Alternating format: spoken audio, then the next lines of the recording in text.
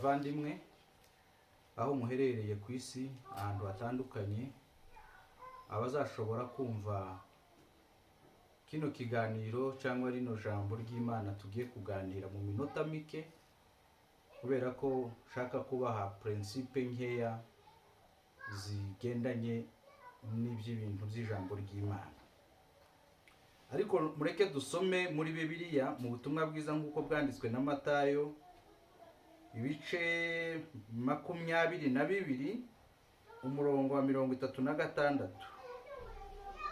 tugeze ku wa 38. Haravuga ngo, mwigisha, itegeko rikomeye mu mategeko ni irihe? Nawe aramusubiza ati, ukundisha Uwiteka Imana yawe umutima wawe wose, n'ubugingo bwawe bwose, n'ubwenge bwawe bwose. Iryo ni ryo tegeko rikomeye ry'imbere. Amen. Bavandimwe, iri ni ijambo ry'Imana, kandi ijambo ry'Imana ntabwo riza rije gupfa ubusa.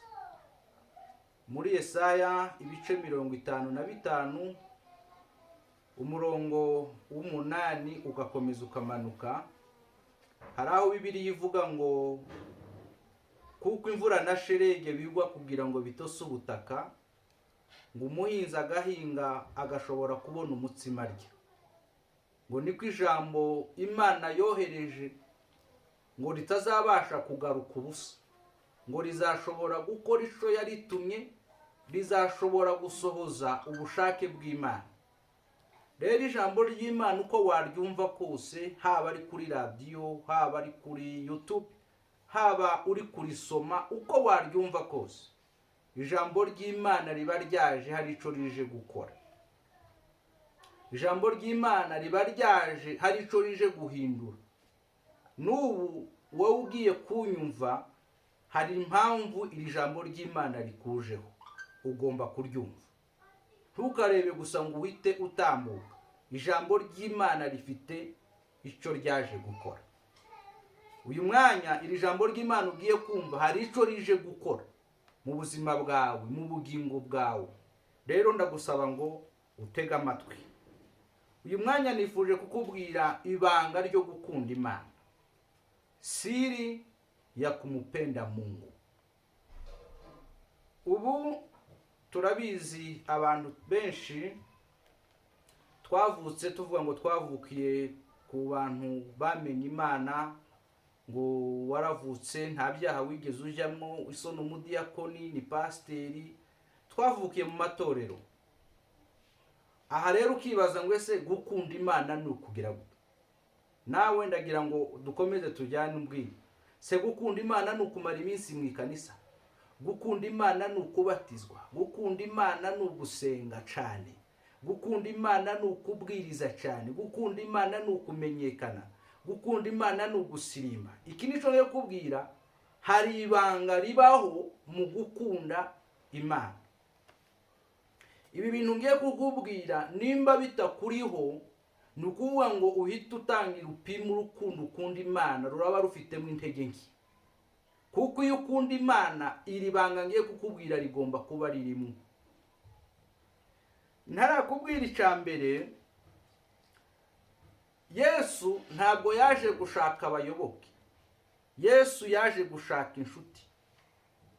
Ntabwo yaje gushaka abantu ngo tumuyoboke, yaje gushaka inshuti. Niyo mpamvu Bibiliya ivuga ngo sinkibita abagaragu, ngo ahubwo mbise inshuti, ngo kuko ibyo data yampaye mbibamenyesheje. So igihe cyose rero ukunda Imana, ikumenera amabanga yayo, ikubwira. Bibiliya ivuga muri Hosea, iravuga ngo nta kintu uzakora ntabanje kubwira abagaragu banyu. Igihe ukunda Imana, Imana ikumenyesha amasiri yayo, ikumenyesha secrets zayo, ikumenyesha mysteries zayo, kuko urayikunda.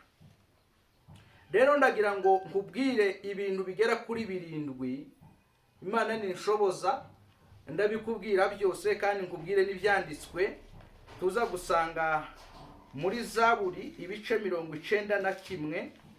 Imana ibaho umugisha mu nyumve cyane bavandimwe. Nimba ukunda Imana, ibi bintu bigomba kukubaho. muri Zaburi ibice 91 umurongo wa 14 haravuga ngo kuko yankunze akaramata nico nzamukiriza. Ndagira ngo dushorerane. Iyo ukunda Imana by'ukuri, Mungu anakuokoa na hatari. Imana igukiza danger. Ntabwo iyo ukunda Imana, Imana yemera kugera muri danger. Kuko biratubwiye ngo kuko yankunze akaramata nico nzamukiriza. Nukuvuga ngo Imana ishiraho abantu, ishiraho abamarayika bayo bagomba kugukiza kwinjira muri danger.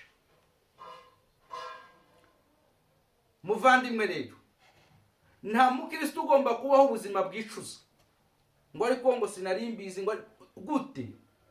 Iyo ukunda Imana, Imana ikumenyesha kwinjira mu makosa mbere yuko uyinjiramo. Imana inakuokoa kuingia katika hatari. Imana itigukiza kwinjira muri danger, kwinjira mu kaga. Nico Kinyarwanda ciza. Danger na kaga. Nta muntu wamenye Imana ugomba guhora ajya mu kaga ngo abeho ubuzima bwicuza. Ico ni icambere. Mungu anakuokoa na hatari. Ica kabiri, iyo wamenye Imana, Mungu anakuinua. Nubundi uwo murongo uravuga neza cyane, nzamushira hejuru kuko yamenye izina ryanjye. Muvandi, mwisi hari umwuka ushaka kugushira amavumbini, hari umwuka ushaka kuguhoza hasi, hari umwuka udashaka kuzamuka. Wari wabona kankubwira iki kintu, buriya nimba nyuma y'imyaka 5 udashobora kubatekereza ngo hagutera isoni, nta kintu wigeze ugeraho, nta favor y'Imana wabonye. Kuko kumenya Imana, Imana irakuzamura. Mungu anakuinua. Biravuga ngo nzamushira hejuru kuko yamenye izina ryanjye. Nawe utangira umenyekane, nawe utangira uvugwe, nawe utangira uhamagarwe mu bandi bantu, nawe ugira ijambo. Kubera iki? Wamenye Imana. Ntiwamenye Imana ngo ugumeho igisuzuguriro. Biriya bintu byo kuvuga ngo baranyanga, ngo ngewe ngo baransuzugura, ipime urukundo ukunda Imana rurangana gute. Bibiliya avuga ngo nzamushira hejuru kuko yamenye izina ryanjye. Imana ihabwa icubahiro cyinshi cyane. Icya gatatu, iyo ukunda Imana, icya gatatu ikora, atajibu maombi yako. Imana isubiza amasengesho yawe. Ntabwo biyisaba ibindi bintu muvandi. Ntabwo Imana idusubiza ngubwo wasenze cyane. Direct ugikunda Imana, Bibiliya iravuga ngo iragusubiza. Turebe umurongo wa 15. Uravuga ngo azanyambaza nanjye mwitabe. Kubera iki? Kubera gusukunda Imana.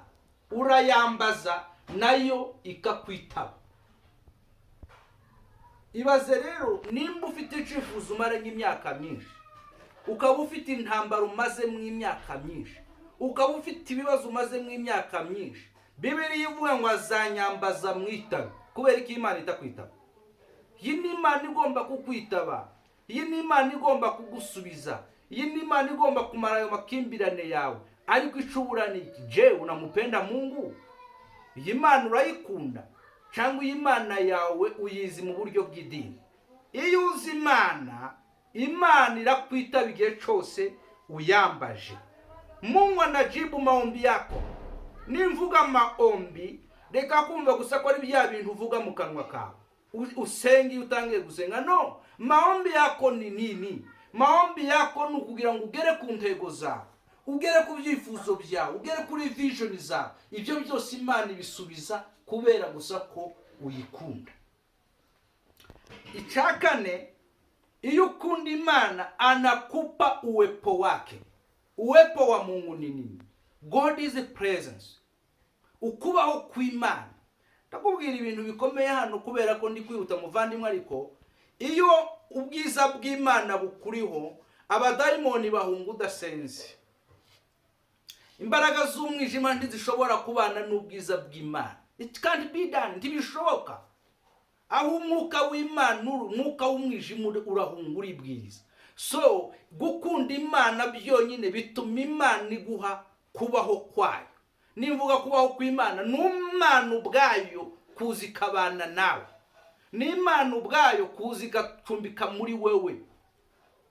Reka ngweze sitori imwe mu Bakorinto. Nimba mwumva Bibiliya, Pawulo abwira Abakorinto ngo ese ntimuzi yuko muri urusengero rw'Imana umwuka w'Imana acumbitsemo. Bari Abakorinto bari bazi Imana pe, bari bayizi bayisenga, ariko bari bayizi mu buryo bworoheje, batazi ko Imana iba muri bo, batazi ko Imana icumbitse muri bo. Bakuzuza umwuka, murabizi bavugaga ku ndimi cyane, bakuzuza umwuka bakajya mu bitaramo n'ibindi byinshi cyane, ariko ntibari bazi ko presence y'Imana iri muri bo. Rero iyo wakunze Imana, Imana iremera ikicara mu bugingo bwawe ukagendana nayo. Ndabiguheza ku murongo mwiza cyane wa 15. Aravuga ngo nzabana nawe mu makuba no mu byago. Haleluya. Imana ibana nawe mu makuba no mu byago. Nta kundi kuyitereta, nta kundi ko wayinginze, no. Kamfasha abantu mukunda kubabona bavuga ngo mwizina basenga ngo mwizina rya Yesu wose. Why? Ntabwo wahora utokesha abadayimoni buri munota na buri segonda. Ntabwo waba uhora wirukana abazimu gusa. No. Urasabwa gusa gukunda Imana n'umutima wawe wose, n'ubwenge bwawe bwose, n'imbaraga zawe zose. Hanyuma ibindi izabana nawe mu makuba no mu byago. Muvandimwe, ukunda Imana. Gukunda Imana si ukujya guterana. Gukunda Imana si ukubivuga ngo ndayikunda. No, urayikunda. Kangubwire icya gatanu, Mungu anakuheshimisha. You see, muvandimwe, hari ibintu utabwira abantu. Hari ibintu utabwira abantu. Ntiwabwira abantu ngo ni mu nyubahe. Ntabwo bikunda. Tibwoca gusa, ntabwo bubaha umuntu kubera ko yambaye, ntabwo bubaha umuntu kubera ko atunze, ntabwo bubaha umuntu kubera uko ameze. No, Mungu mwenyewe anakuheshimisha. Iyo uyikunda Imana yonyine irakubahisha. Kuri uyu murongo wa 15 haravuga ngo nzabana nawe mu makuba no mu byago, nzamukiza muhe icubahiro. Iryo ni ihame ry'ijambo ry'Imana. Reka kuja gushakisha icubahiro mu kwambara, mu kwerekana amafaranga, mu gukora utundu n'utundi. Imana niyiguha icubahiro, niko Bibiliya ivuga. Ariko ibiguhera iki? Kubera gusa kuyikunda. Reka kwishushanya ngo wenda wirakaze ngo nibwo umugore wawe akubaha. Reka kwigira gange ngo nibwo abana bawe ngo bagutinye. No, mupende Mungu, izaguha icubahiro. Abantu bazakubaha, umugore wawe akubaha, umugabo wawe akubahe, abana bakubahe, ababyeyi bakubahe. Why? Ukunda Imana. Kuko mu ihame ryayo riravuga ngo nzamuha icubahiro. Imana ihabwa icubahiro cyane. Haleluya. Icya gatandatu Biblia ivuga ngo nzamuhaza uburame. Ni Mungu mwenyewe anayekupa maisha marefu. Imana itumuramba muvandi. Okay, muraje mumbwire birya ngo umunsi w'umuntu wageze. Ibyo sibyo nshaka kugarukaho. Ariko Imana yavuga ngo nzamuhaza uburame. Ku 16 haravuga ngo nzamuhaza uburame. Imana yabwe icubahiro cyinshi. Reka biriya bintu byo kujya mu bavuzi gakondo ngo mungire ngo Imana ngo ikurinde ngo bagushire ibindi. Imana iyo uyikunda iguhaza uburame mu nyungu zayo, mu bushake bwayo, kugira ngo usohoze ubushake bw'Imana. So ukunda Imana. Mubane ntiwakunda Imana gusa ngo ubeho gutyo gusa. Oya. Iyo ukunda Imana ugenda ufite fier, ugenda ufite igitinyi, ugenda utikanga. Fa mu bantu bagenda burira imodokare bakavuga ngo ariko imodoka iragerayo. Why? Kubera ko nta presence y'Imana uyumvamo, nuko nta cyizere cy'ijambo ry'Imana. Ariko iyo uzi Imana urayikunda, ntabwo wikanga urupfu. Imana ibaho umugisha mwinshi cyane. Icyakarindwi nsorezaho, Bibiliya ivuga ngo azagutabara, to intervene, atayingilia kati. Igihe cyose intambara ishatse kukugeraho, Imana ikivangayo, Imana igatabara. Reka guhora ugira ubwoba utabaza ibiki n'ibiki. No, Mungu mwenyewe. Ku 16 kandi nzamwereka agakiza kanje. Ni Imana igomba kukwereka agakiza kayo muvandi. Ushobora kuba uri kunyumva ufite ibyago byinshi mu rugo, ufite intambara nyinshi, ufite amakimbirane menshi, ufite ubuzima budashaka, ariko Mungu anaingilia kati. Icyo usabwa ni kimwe, mupende Mungu. Kunda Imana nta buryarya, kunda Imana ubuzira kuvanga mu idini, kunda Imana umutima wawe wumve kukunda Imana, apana gutarama gusa, apana gusenga gusa, apana kubahiriza iby'idini. No, idini ni sawa, tugira aho tubarizwa, ariko umutima wawe ukunda Imana. Haraho nasomye muri Bibiliya irambwira ngo umutima w'umuntu ngo nitabaza Imana yashize mu mutima we ngo kugira ngo umurike ahantu hose. Muvandimwe reka ngubwire, n'ubu hari abantu bakicisha agatekereza ngo reka aje gushaka haje kubaza amakuru ngo y'ijuru. Umutima wawe nitabaza, acha nikueleze, roho yako ni kama kamera ya Mungu. Umutima wawe ni nka kamera y'Imana yashize muri wewe kugira ngo umurike ahantu hose. Ni hehe utiyizi, ni hehe utisobanukiwe, ni kutazi. Muvandimwe rero, kunda Imana, kunda Imana, ibindi byose ubiyiharire. Bibiliya iravuga ngo nta giteye ubwoba kizegera inzu yawe, nukunda Imana. Iyo usomye Zaburi 91 ivuga neza cyane, iravuga ngo mu rwisho rwisumba byose azahama mu gicucu cishobora byose. Nusoma umurongo wa 5 uravuga ngo igiteye ubwoba cyane ijoro ndikizagutinyisha, cyangwa umwambi ugenda ku manywa.